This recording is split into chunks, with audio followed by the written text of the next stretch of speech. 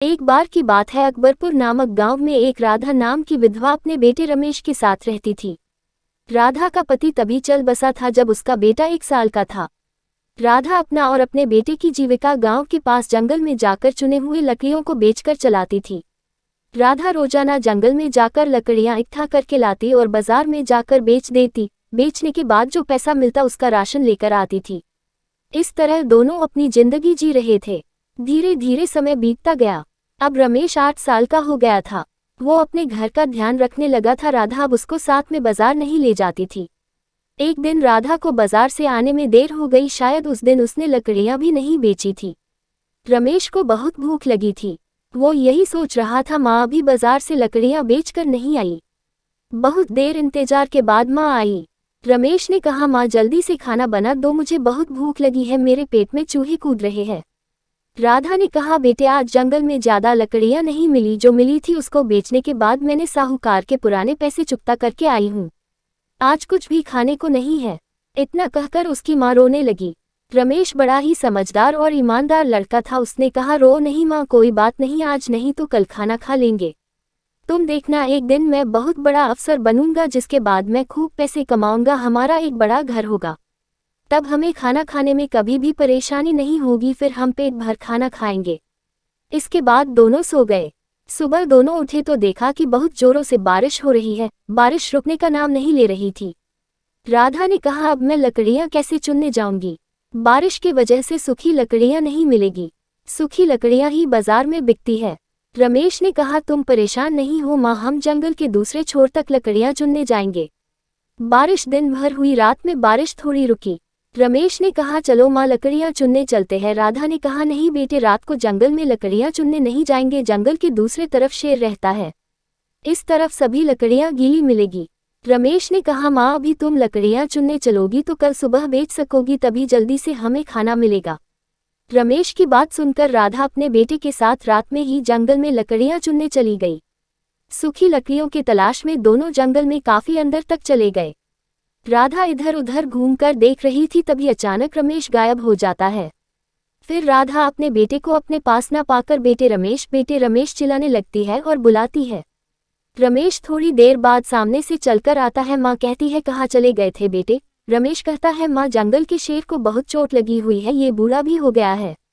शेर की चोट को ठीक करने के लिए मैं जड़ी बूटी लेने चला गया था, बस देर हो गई। रमेश के पीछे खड़े शेर को देखते ही राधा सन रही गई। राधा ने कहा, जल्दी से भाग आओ मेरे पास, नहीं तो शेर तुम्हें खा जाएगा। रमेश ने कहा, तुम डरो नहीं माँ, शेर हमारा साथी बन गया है, वो हमें नहीं खाएगा। शेर ने भी ऐसा ही किया। थोड़ी देर बाद शेर ने कहा, तुम दोनों ने मेरी मदद की है, मेरा जान बचाया है, मांगो तुम्हें उपहार में क्या चाहिए? रमेश ने कहा, हमें उपहार में कुछ नहीं चाहिए। शेर ने कहा, नहीं कुछ न कुछ उपहार तुम मांगो। रमेश ने कहा, मेरा उपहार यही है कि बस तुम जंगल में आने वाले किसी भी मनुष्य और जीव पर हमला नहीं करोगे। शेर हंसते हुए बोला, बस इतनी सी बात, मैं वचन देता हूँ, मैं किसी भी जीव का शिकार नहीं करूंगा, आज से मैं शाकाहारी जीवन जीऊंगा। इसके बाद भी शेर ने कहा, लो मैं तुम्हें ये जादुई चूल्हा देता हूँ। जादुई चूल्हे से तुम्हें कभी भी खाने की कमी नहीं होगी। जादुई चूल्हे पर जो भी पकवान बनेगा वो कभी कम नहीं होगा। ये चूल्हा सिर्फ तुम दोनों की ही बात मानेगा। जादुई चूल्हे को लेकर राधा और रमेश घर पहुंचे। दोनों बहुत खुश थे। दोनों रोजाना नए नए पकवान बनाकर खाने लगे।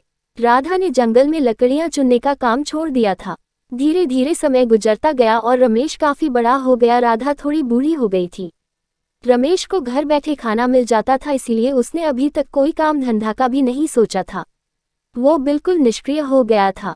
इस बात की चिंता उसकी माँ राधा को होने लगी। एक दिन राधा ने अपने बेटे से कहा, बेटे कब तक हम दोनों जादुई चूल्हे के भरोसे बैठे रहेंगे? क्यों नहीं तू शहर जाकर कहीं नौकरी वोकरी देखता? तब तक तू यूं बैठा रहेगा? जादुई चूल्हा सिर्फ खाना दे सकता है। रमेश अपनी माँ की बात सुनकर अपना मुंह उधर कर लेता है और कहता है, माँ जादुई चूल्हे से हमें घर बैठे खाना खाने को मिल रहा है। जादुई चूल्हे की वजह से हम रोज अच्छे पकवान खाते हैं और तू कहती है मैं शहर कमाने चला जाऊं। माँ जब घर बैठे खाना मिल ही रहा है तो मैं कहीं नौकरी करके अपना पसीना क्यों निकालूं? रमेश की बात सुनकर बूढ़ी माँ कुछ नहीं कहती है, वो सुनकर सोने चली जाती है। एक दिन जादुई चूल्हा घर में से ही गायब हो जाता है। राधा और रमेश दोनों सन्न रह जाते हैं। रमेश जादुई चूल्हा बहुत ढूंढता है परंतु उसे कहीं नहीं मिलता है। रमेश कहता है मुझे पता है माँ, हमारा जादुई चूल्हा कौन चुरा सकता है। हो ना हो ये हमारे पड़ोसियों का काम है, उन्होंने ही हमारा चूल्हा चुराया है। राधा कहती है अब तो तू शहर जाकर नौकरी कर, देख हमने इतने साल से बैठकर खाना खाया और अपना शरीर भी नहीं चलाया, इसीलिए अन्न देवता नाराज हो गए हैं। जादुई चूल्हा जादू से गायब हो गया, अब तू शहर नहीं गया तो हम भूखे मर जाएंगे। रमेश घर पर आसानी से मिल रहे खाना और आराम को ही अपना दुनिया समझ चुका था, परंतु जादुई चूल्हा खोने के बाद रमेश समझ चुका था अब मुझे शहर नौकरी करने जाना पड़ेगा। रमेश अगले दिन ही शहर नौकरी करने चला गया। राधा भी यही चाहती थी। रमेश 5 साल बाद शहर से कमाकर अपने गांव अकबरपुर आया। रमेश और उसकी मां का रहन सहन बदल चुका। जब से रमेश शहर गया तभी से अच्छा पैसा कमाया, तभी उसने अच्छा घर और अमीर बन चुका था। घर पर आते ही रमेश को किचन में जादुई चूल्हा दिखा। रमेश ने अपनी मां से कहा मां, तुमने तो कहा था जादुई चूल्हा खो गया, यहाँ कैसे आ गया? राधा ने कहा बेटे वो तो तुझे शहर भेजने के लिए मैंने जादुई चूल्हे को छुपा दिया था, तभी तो तू शहर गया और इतना बड़ा आदमी बना। तू शुरू से ही अमीर होने के सपने देखता था, आज तू बड़ा आदमी बनकर आया है। तू ठीक कहती है माँ, आज तुम्हारे वजह से मैं आज बड़ा आदमी बन पाया हूँ। ये सब तेरी वजह से हुआ है। कहानी यही समाप्त होती है।